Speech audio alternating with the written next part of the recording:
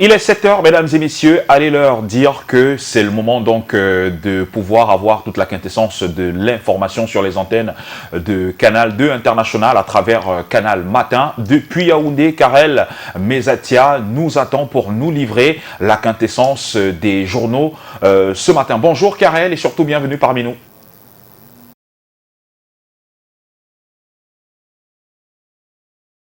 Bonjour Fidjil, bonjour Patricia, madame, messieurs, bonjour. Plaisir renouvelé de vous retrouver ce mercredi matin encore pour la lecture transversale des journaux en direct des studios de la cité capitale. Et on démarre cet exercice avec le quotidien gouvernemental. Au menu sport, Cameroun Tribune s'intéresse précisément au championnat avec cette interrogation à la une. Pour de vrai, c'est cette question que se pose le quotidien gouvernemental qui nous fait savoir qu'après une nouvelle interruption de 2 semaines, la relance de l'Elite One est annoncée pour ce mercredi avec les 16e et 14e journées dans les poules A et B. Et l'on espère, précise le quotidien gouvernemental de Marie-Claire Nana, que cette saison décidément compliquée va enfin s'achever sans autre quoi. Qu'en tout cas, les détails sur cette information sportive-là retrouvée en page 28 et 29 du quotidien gouvernemental dans sa parution de ce mercredi matin. La suite toujours en sport. On parle cette fois-ci de la Team Cameroun aux Jeux Olympiques de Tokyo avec le quotidien Mutation. Le journal de Georges-Alain Boyomo marque un temps d'arrêt sur leur performance et titre à la une débâcle impérial. En effet, 11 athlètes camerounais sur 12 déjà éliminés, précise le journal. Mais comment est-ce possible? Qu'est-ce qui peut justifier cette sortie des rangs de la Team Cameroun? Il y a certainement des éléments de réponse dans les vérités du directeur technique national d'athlétisme. Il se prononce donc sur le sujet dans le quotidien Mutation, précisément en page 14 et 15. Toujours en sport avec les Jeux Olympiques de Tokyo, le journal Camaroes News se pose également une question ce matin, celle de savoir si les athlètes camerounais sont allés à Tokyo pour le tourisme. Le bi-hebdomadaire d'information générale et d'analyse aussi fait allusion à la performance de la Team Cameroun. En effet, nous dit donc ce journal, depuis la création des Jeux Olympiques, le Cameroun a toujours donné bonne impression suite à ses éloquentes prestations dans diverses disciplines. Mais, ajoute le bi-hebdomadaire, celle de Tokyo nous montre à suffisance la baisse de forme de nos athlètes à travers leurs éliminations en cascade par des adversaires de moindre calibre. C'est donc la principale information à lire dans le journal Camaroes News que vous retrouverez naturellement en kiosque. Du sport en santé, le journal Le Jour nous permet donc de faire ce pont. Le quotidien bleu d'Aman Mana nous informe ce mercredi matin que 600 médecins demandent à être utilisés. À ceci s'ajoutent donc des jeunes pharmaciens et chirurgiens dentistes formés dans les facultés de médecine des universités de Yaoundé, Douala, Boya et Bamenda. Ils sont d'ailleurs descendus dans la rue en début de semaine pour dire leur ras-le-bol de pointer en chômage depuis 1 an après 7 ans de formation. Leur demande d'audience au Premier ministre, chef du gouvernement, où ils ont fait le pied de grue, a été finalement déposée ou alors acceptée. C'est une affaire à suivre. En attendant, le quotidien Le Jour a mené une enquête sur le sujet. Les détails à retrouver en page 2 et 3 du journal bleu. Toujours en santé, on fait un tour du côté de Douala avec Eco Santé où il y a du sang neuf à l'hôpital de district de Nilon. Le journal de Joseph Benboum en parle justement ce matin. Le quotidien spécialisé en questions de santé nous fait savoir que dans la continuité des actions d'amélioration de la qualité de service, le docteur Romial Heinz Chouya, directeur de cette formation sanitaire, a procédé hier mardi 3 août à la nomination du personnel à certains postes stratégiques. Les détails donc à retrouver en page 4 de Eco Santé qui s'intéresse également à l'allaitement maternel qui se célèbre cette semaine. Nous dit que 40 000 décès d'enfants sont évitables chaque année grâce à l'allaitement maternel exclusif. À l'occasion donc de cette célébration, les fonds des Nations Unies pour l'enfance demandent au gouvernement et aux employeurs d'adopter des politiques favorables à la famille pour qui facilite l'allaitement au sein. Le journal en parle en plus détail en page 6. On reste toujours en santé avec Santé Nature Info pour parler toujours de l'allaitement maternel qui, selon le journal, est une garantie pour la croissance de l'enfant. Le journal nous fait savoir que selon des spécialistes de santé des enfants, les tout petits nourris au sein sont les plus résistants aux infections et plus intelligents que les autres. Santé Nature Info précise en outre que les bébés n'ayant pas encore un système de défense immunitaire bien développé profitent de celui de leur maman pour grandir en bonne santé. En tout cas, l'allaitement maternel est présenté dans le journal comme étant la solution pour renforcer les défenses immunitaires des nourrissons. À lire également dans les colonnes de Santé Nature Info cette information relative à l'enquête ouverte au Cameroun pour faire le point sur la Covid-19. On en parlait déjà hier.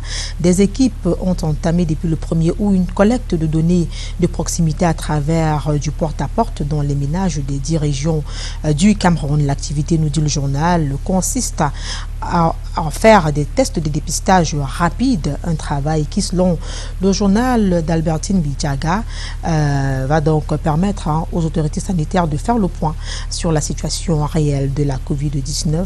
Naturellement, en ce qui concerne spécifiquement les spécificités donc de cette maladie-là au Cameroun. Econews aussi s'intéresse à l'allaitement maternel, cette fois-ci artificiel, qui au fil du temps devient onéreux. À la une donc, la vie chère touche les bébés. Comme on peut le voir d'ailleurs, c'est le titre du journal de Thierry Arsène Fontin. Voici ce que précise donc le journal d'analyse et d'enquête économique. Les prix des laits infantiles ont augmenté sur le marché au grand désarroi des mères d'enfants qui travaillent.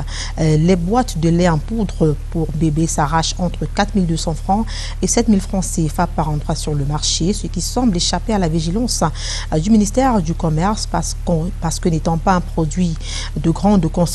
C'est le journal Econews qu'il dit dans sa parution de ce mercredi matin. Les détails à retrouver de la page 5 à la page 7. La revue de presse en direct des studios de la cité capitale se poursuit cette fois-ci avec le quotidien Émergence. Le journal s'intéresse en quelque sorte à la santé des populations dans les régions du nord-ouest et du sud-ouest qui, vous le savez, sont en crise ou alors connaissent une tension sécuritaire depuis plusieurs années maintenant. Le journal de Magnus Biaga évoque les larmes de Médecins sans frontières. Nos confrères nous informent que l'organisation non gouvernementale internationale reproche aux autorités camerounaises de ne point faciliter la prise en charge des patients dans les deux régions. Pour en savoir davantage, procurez-vous le journal et lisez l'article que vous retrouverez en page 5. The Guardian Post aussi en parle. Le Guardian Post aussi parle de cette information-là.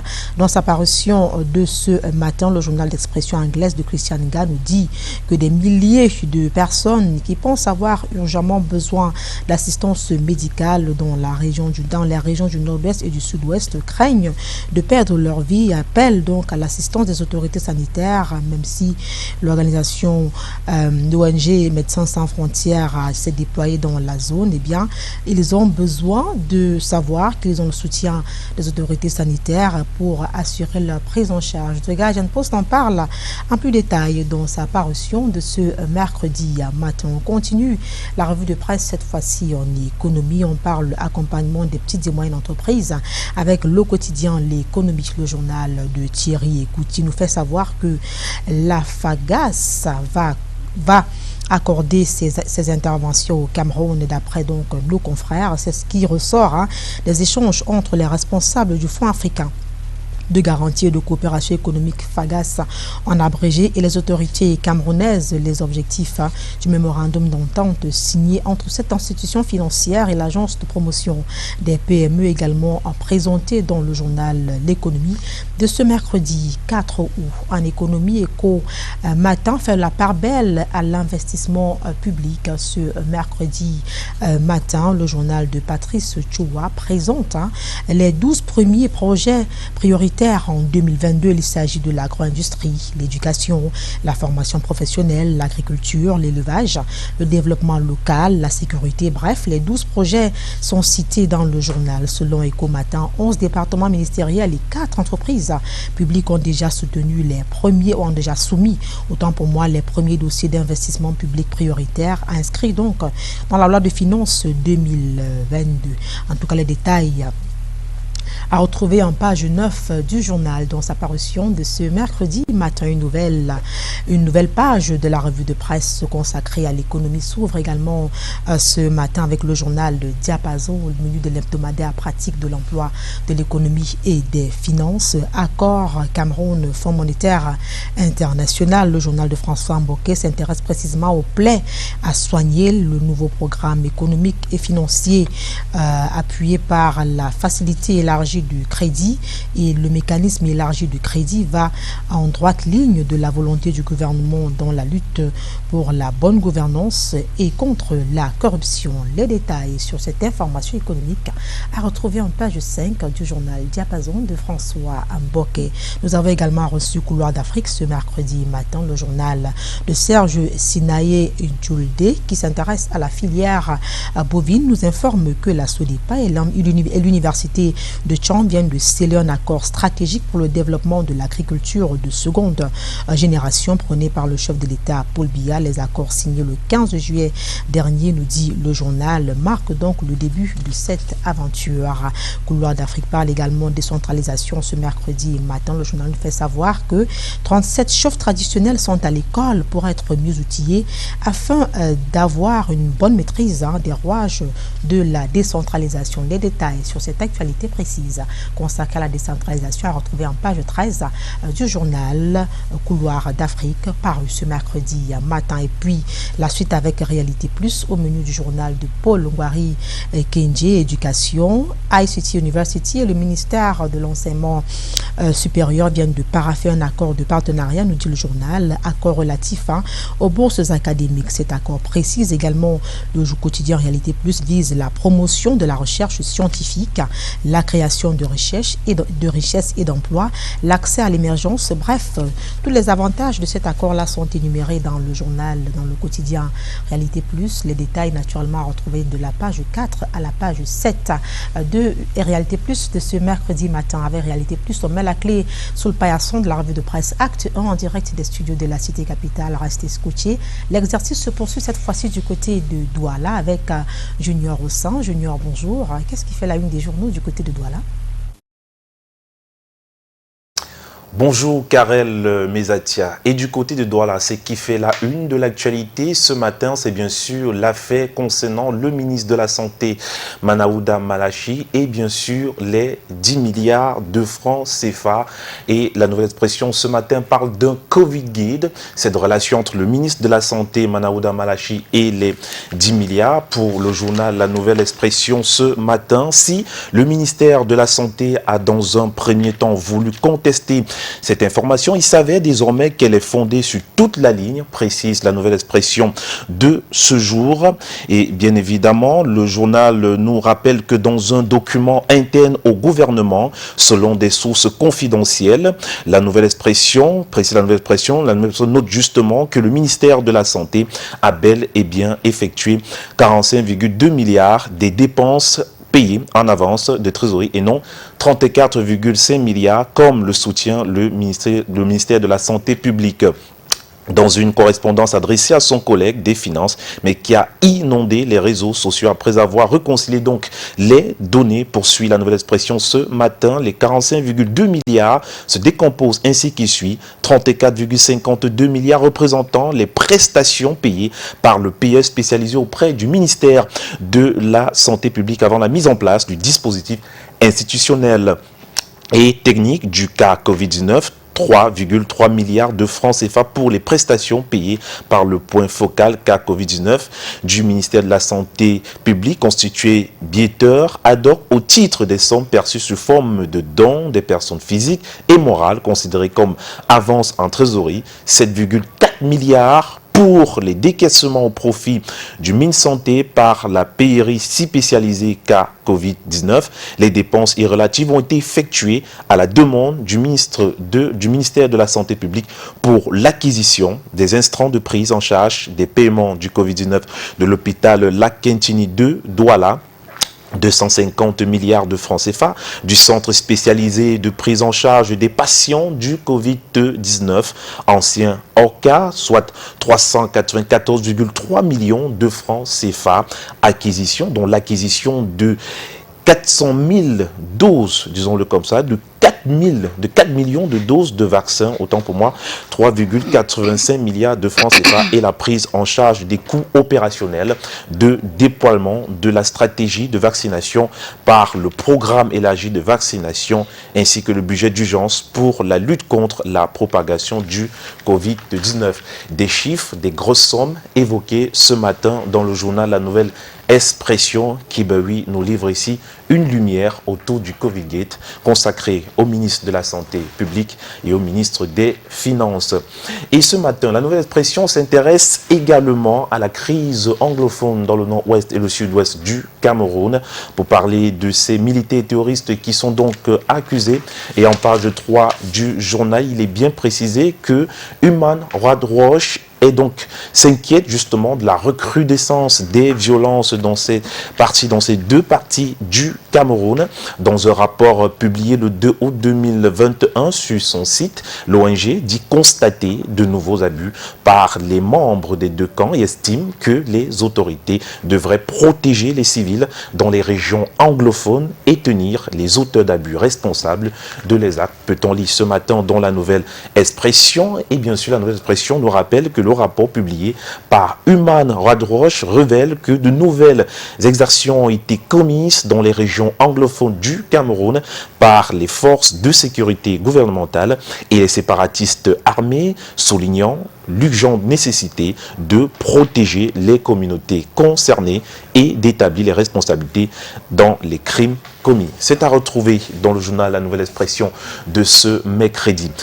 Et on s'intéresse également au journal Info Matin. Oui, le quotidien nous parle de la réhabilitation de la route de Tombel-Bankem. Des chefs traditionnels disent merci à Paul Biya. Ces chefs traditionnels-là reconnaissent ainsi l'action posée par le chef de l'État. Il s'agit d'une délégation venue exprimer sa gratitude, la gratitude de toute la localité de Bangem, située à la réhabilitation en urgence de la route Tombel-Bangem, 55 km. Désormais, la circulation des personnes et des biens est grandement facilitée dans cette zone essentiellement agricole, relançant du coup l'activité économique dans tout le département. Donc, au nom des populations du Coupé Manengouba, ces chefs ont exprimé le 2 août dernier à Yaoundé leur gratitude au cours d'une audience à eux accordée par le ministre des Travaux publics, Emmanuel Nganou Djoumessi. Le journal nous fait savoir qu'en effet, la route qui jusqu'alors n'avait pas été entretenue a été récemment réhabilitée en procédure d'urgence par la brigade régionale des travaux en régie de la délégation régionale des travaux publics du Sud-Ouest avec l'appui des autorités administratives et traditionnelles de la localité. Les remerciements à retrouver dans ce journal Info Matin. Et oui, le quotidien Info Matin s'intéresse à une affaire, l'affaire Quishfish, qui concerne Célestin Kichanga et Célestine Kicha Cortés. Le verdict d'un procès qui s'est tenu à la Cour d'appel du littoral se trouve dans ce journal en page 3.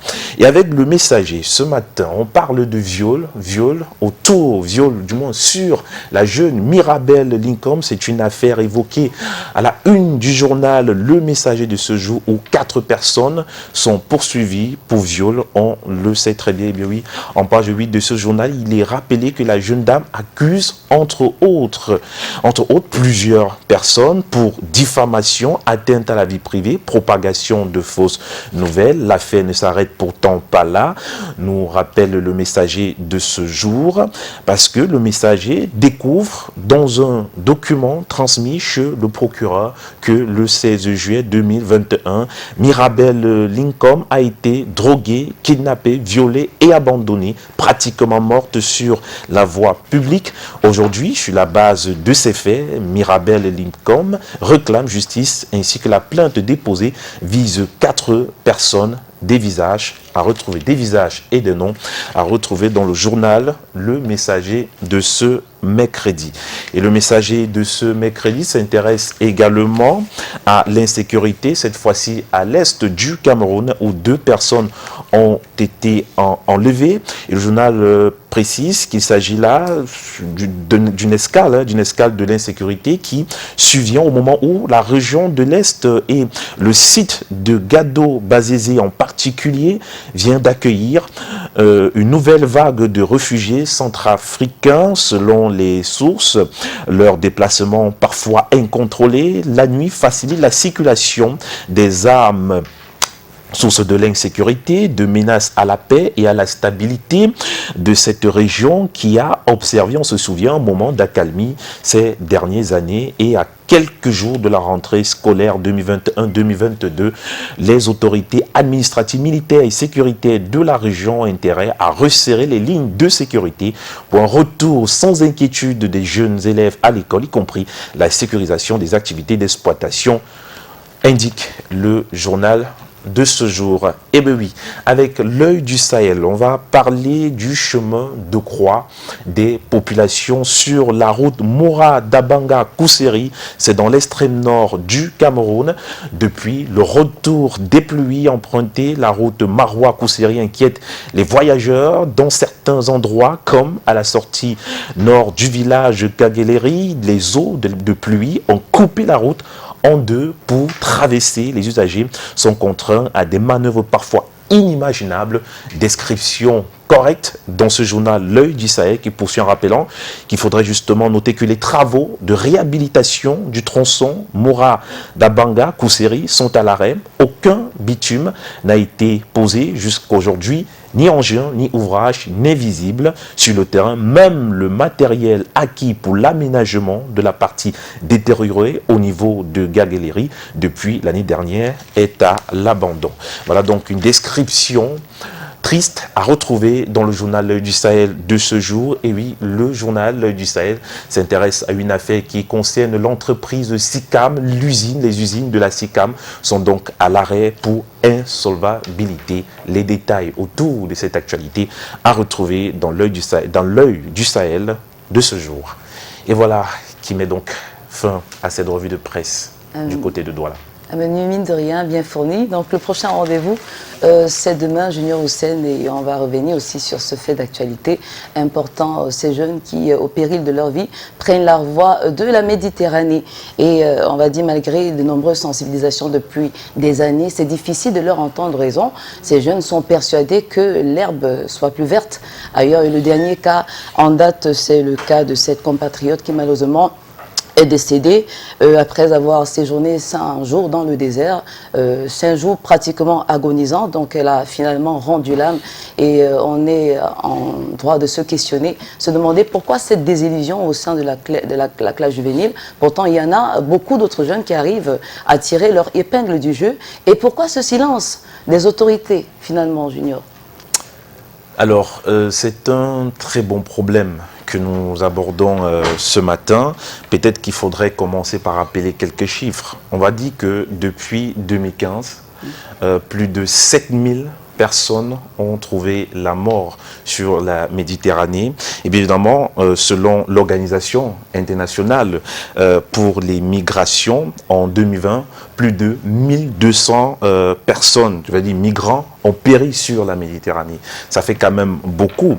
Et c'est pas tout, parce que depuis le début de l'année 2021, plus de 50 migrants sont déjà morts. Voilà quand même quelques chiffres qu'il faudrait rappeler pour montrer que c'est très grave. L'image de cette dame qu'on a vue sur les réseaux sociaux, c'est parce que ça a été filmé, je veux dire. Ceux qui n'ont pas été filmés, vous imaginez, il y en a énormément. Et je me rappelle, du moins il y a quelques heures seulement, l'honorable Nouran, a fait un post sur sa page Facebook où elle condamnait ce type d'acte, mais elle a quand même rappelé que l'une des causes, c'est le manque de débouchés dans notre pays. Exact. Vous voyez, si des jeunes décident de partir vers l'Eldorado, aller en Europe, c'est parce qu'ils ont espoir qu'ils vont trouver du travail là-bas, qu'ils vont trouver un avenir meilleur. Mais après, comment cela s'organise? Je crois qu'il faudrait une véritable politique autour de la gestion de la jeunesse en Afrique. Il y a deux pans. Le premier pan, c'est comment mieux gérer la diaspora camerounaise. Elle qui veut investir et qui parfois se trouve butée face à la corruption. Parce que je crois que si on laisse la diaspora, on facilite la tâche à la diaspora de créer des emplois au Cameroun, des jeunes n'auront plus envie d'aller là-bas. Autre problème, c'est celui du fait que sur place même au Cameroun, on a encouragé les jeunes à penser qu'il faudrait entreprendre, c'est-à-dire l'entrepreneuriat. C'est-à-dire aujourd'hui, chacun peut se lever, créer du boulot. Et j'aime à le dire, et je pense comme beaucoup d'autres personnes, ce qui peut sauver l'Afrique ou ce qui peut sauver le Cameroun, c'est l'industrialisation et non l'entrepreneuriat. Parce que entreprendre veut dire que comme on s'ennuie, on se débrouille à briser du maïs.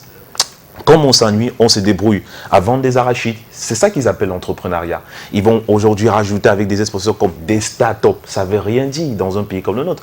Dans des pays développés, c'est normal qu'on parle de start-up. Mais dans des pays comme le Cameroun, comme en Afrique, il faut industrialiser. Ça veut dire construire des industries, construire des entreprises, construire des modèles économiques qui permettent que les jeunes, une fois sortis de l'école, puissent déposer un dossier, être recrutés sans qu'on ait à juger si on vient de X ou de Y. C'est un sujet hyper important. Et même la question est assez spirituelle. Spirituelle parce que quand vous lisez l'ouvrage d'une écrivaine comme Edwige Kameni, qui a travaillé sur la question dans son livre intitulé « Les dieux nous sont tombés sur la tête », elle vous présente de manière spirituelle les fondements qui tiennent corps même sur ce type de déplacement vers l'Hexagone en prenant la route, etc. Dans cet ouvrage, elle vous montre comment ce rêve que les jeunes ont à cœur une fois sur place en Europe ou sur le chemin qui mène vers l'Europe, c'est tout un enfer. Et comme aujourd'hui, il n'y a pas une éducation sur le danger de l'immigration, que ce soit sur les plateaux télé ou dans nos écoles ou par nos députés, ce qui est déplorable de voir la façon dont cela se conduit parfois au Parlement. On aborde ça comme si c'était la faute aux parents. D'accord. On dit voilà, ce sont les parents qui doivent apprendre à retenir. Mais qu'est-ce qu'on fait concrètement? Et on a souvent dit, la meilleure manière parfois de combattre un phénomène, c'est non seulement d'en parler constamment avec des faits à l'appui, mais aussi de poser des actes qui vont justifier le fait que ce qu'on dit est correct. Les actes, c'est quoi? C'est la création d'emplois. C'est la création d'opportunités. C'est la lutte contre la corruption. C'est de faire comprendre aux gens que il ne faut pas être forcément de X village pour avoir un travail à X endroit. Alors Junior, pour abonder dans votre sens, vous avez relevé le fait de la précarité de l'emploi ici au Cameroun. Mais est-ce qu'on ne peut pas partir de ce fait justement pour trouver que le silence du gouvernement peut être considéré comme une façon de minimiser les faits, se dire que c'est pas si important que ça. Et on peut aussi noter entre autres la promotion d'un secteur privilégié au détriment des autres. Par exemple, qu'en est-il de l'agriculture? Qu'en est-il de l'élevage? Pourquoi est-ce que tous les jeunes pensent que pour forcément trouver, c'est-à-dire que trouver son gagne-pain, il faut être chanteur, il faut se lancer dans la musique? En fait, c'est... Alors, premièrement, le gouvernement camerounais n'est pas silencieux face au problème. Je crois que l'État du Cameroun se débrouille comme il peut se débrouiller. C'est vrai que ce n'est pas suffisant. On a tendance souvent à dire, non, il faut que l'État crée du travail, non, il faut que l'État fasse ci, il faut que l'État fasse ça. Ce sont des mots.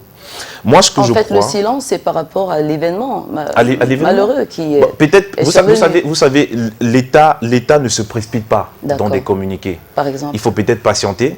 Peut-être le gouvernement camerounais, à travers son ministre, Emmanuel René Sadi, ministre de la Communication, finira par dire quelque chose. Mais je crois quand même qu'on n'a pas besoin de trop, parce que l'État du Cameroun fera quelque chose, dira, se prononcera comme d'habitude, il y a des sorties. La réalité, ce qu'il faudrait vraiment insister, c'est quoi? C'est que, qu'est-ce qui pousse les jeunes à vraiment aller à chercher ce type de voie-là? Je vous l'ai cité tout à l'heure, le travail. C'est le travail qui manque. Mais ce travail, il faudrait qu'on insiste pour qu'il y ait l'industrialisation dans notre pays. Moi, je prie et je souhaite, je demande au gouvernement camerounais de créer des entreprises. Aujourd'hui, on a des androïdes. On peut monter une entreprise où des jeunes repartent des téléphones. C'est-à-dire récupèrent et repartent des téléphones. Ça crée de l'emploi. On peut créer une entreprise où les jeunes montent des motos. Parce que vous voyez, les motos qui arrivent au Cameroun, ça arrive en pièces détachées. Malheureusement, ça arrive en pièces détachées. Et quand vous allez là où c'est vendu, il y a des jeunes qui sont assis là, c'est eux qui les montent. Je crois que l'État peut récupérer ce secteur. Une industrie de montage et oui, tout, une industrie. L'État peut récupérer ce secteur, régulariser le secteur en disant les importateurs de motos, lorsque vous faites venir les motos en pièces détachées, c'est dans telle usine étatique que ça sera monté. Et c'est une opportunité d'embaucher des jeunes pour cela. Donc, il y a pas, je sais pas, parfois des petites idées comme ça là arrivent, on simplifie, mais... Moi, j'ai une petite question quand même. Est-ce qu'on n'est pas... Enfin, est-ce que c'est... On est surpris encore aujourd'hui de voir des jeunes périr dans le désert quand on sait qu'un modèle de jeunesse aujourd'hui qu'on appelle Francis Ngannou a traversé le désert et est devenu ce qu'il est. Alors le fait de revenir au Cameroun avec la ceinture, avec toute la célébrité, avoir tout ce qu'il a aujourd'hui, les feux des projecteurs, est-ce que ça n'incite pas les jeunes à vouloir faire comme lui, c'est-à-dire prendre la route tout en espérant que demain je peux être comme un Francis Ngannou? Est-ce que ce n'est pas... Alors, tout à l'heure, Patrice évoquait la question de l'agriculture, c'est un secteur d'activité qui sont minimisés. Et je crois que l'un des dangers qu'on a présentés à l'Afrique, c'est de faire croire que le bon noir, c'est celui qui est bon en sport, dans la musique, ou bien, je ne sais pas, dans le cinéma, aujourd'hui dans le mannequinat, c'est-à-dire la mode. Et ce sont des activités physiques.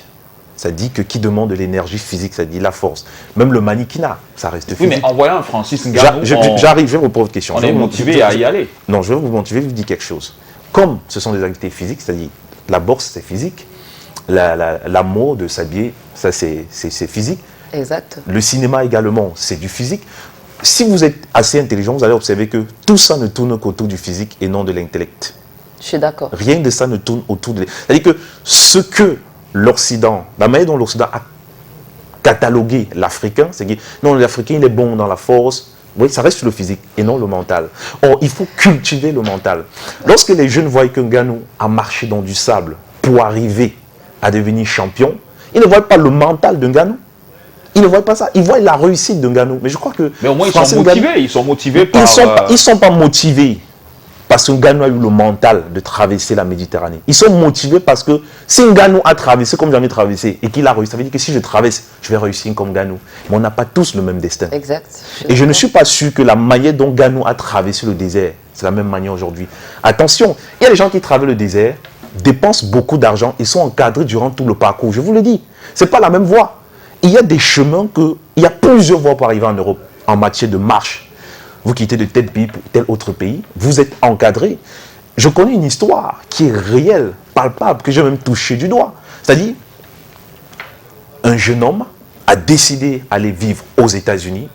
Il a eu les contacts de ses frères et sœurs depuis les États-Unis. On lui a dit, on va t'envoyer de l'argent à chaque parcours. Tu dois donner de l'argent à chaque passeur. On les appelle les passeurs. Il y a des passeurs à tous les points, tu leur donnes de l'argent. Et ces passeurs-là, plus tu payes bien, plus ils t'encadrent. C'est-à-dire que la route que tu vas emprunter en passant de gauche à droite, il y a des gars qui prennent de l'argent, ils te font bien dormir, ils te font manger. Le lendemain, ils te mettent dans une voiture. Ils disent, bon, tu arrives à tel endroit, tu vas voir telle personne, tu le remets telle enveloppe. Et jusqu'à ce qu'il arrive. Peut-être Ngannou a pu emprunter ce type de chemin-là. Sans avoir marché. Oui, ne sait-on jamais, parce qu'il ne faudrait pas qu'on croie que c'est trop aisé. Et s'il faut placer sur une balance, Junior, sans vous écouter, c'est par exemple 1 million de personnes qui prennent la voie de la Méditerranée, il y en a 10 seulement qui parviennent à s'en sortir. Et le reste, parfois, ils sont naufragés, ils meurent dans la mer. Et parfois, ils meurent même dans le désert. Donc, s'il faut aller de manière équilibrée, je crois que il n'en faut pas plus pour dissuader toutes ces personnes qui prennent le chemin du désert. Et autre chose, c'est, par exemple, parlant de l'industrialisation, le bois qui est transformé ailleurs. Imaginez un peu dans le secteur informel si on a ces menuisiers, parce qu'on importe généralement les meubles qui viennent aussi d'ailleurs. Pour rapidement sortir, en matière d'industrialisation, prions le gouvernement camerounais à encourager la production du Made in Cameroun.